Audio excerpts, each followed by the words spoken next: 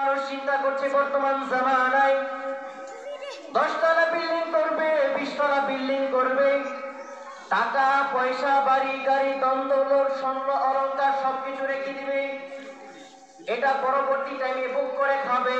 আল্লাহ বলে না না, এটা সম্ভব হবে না, সম্ভব হবে না। তোমার হায়াত তো সীমিত, কখন জানি আজরাইলকে পাঠিয়ে দেই তোমার জানকে ছিঁড়ে আমার কাছে নিয়ে আসতে। তুমি জানো না কখন তোমার জানটাকে কবজ করা হয়। এই জন্য তুমি যদি ভাবো যুবক বয়সে তুমি অনেক কিছু করে ফেলবা, এটা তুমি আবার বৃদ্ধ বয়সে বসে বসে খাবা না। না, প্রত্যেকটা মানুষ ক্ষতির মধ্যে নিপতিত আছে। তোমার পূর্বপুরুষদের দিকে তাকাও, দুনিয়ার এই প্রান্ত থেকে ওই প্রান্ত পর্যন্ত তাকিয়ে দেখো, দুনিয়ার শক্তিধর ব্যক্তিরা ছিল, টাকা পয়সা বাড়ি গাড়ি কিছুর অভাব ছিল না। আল্লাহ রাব্বুল আলামিন ফু দিয়ে তাদেরকে নিভিয়ে দিয়েছে। কথা বলেন ঠিক কিনা?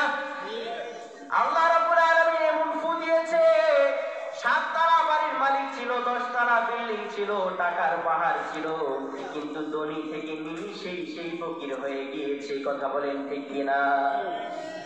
আল্লাহ রাব্বুল আলামিন দ্বিতীয় আয়াতের মধ্যে যেটা আমাদেরকে বলছেন, ইন্নাল্লাযীনা আমানু ওয়া আমিলুস সালিহাতি ওয়া তাওয়াসাউ বিল হাক্কি ওয়া তাওয়াসাউ বিস সাবর। সুবহানাল্লাহ। আল্লাহ রাব্বুল আলামিন প্রথম আয়াতের মধ্যে কি বুঝিয়েছেন একবারের জন্য খেয়াল করেন। আল্লাহ রাব্বুল আলামিন কসম কেটেছে, সময়ের কসম, ক্ষুদ্র সময়ের কসম।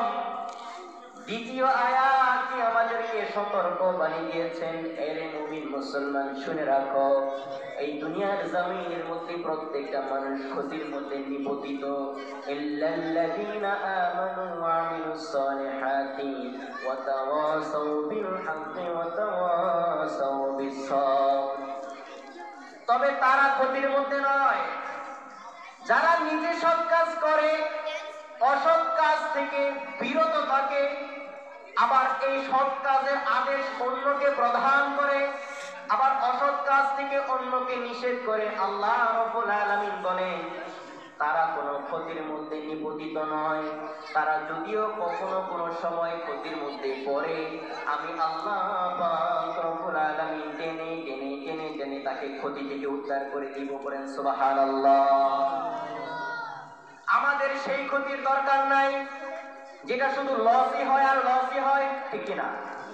আমাদের সেই ক্ষতির দরকার যে ক্ষতি দিয়ে আল্লাহ পাক রব্বুল আলামিন আমি ও আপনাকে পরীক্ষার মধ্যে ফেলে, ঠিক কিনা?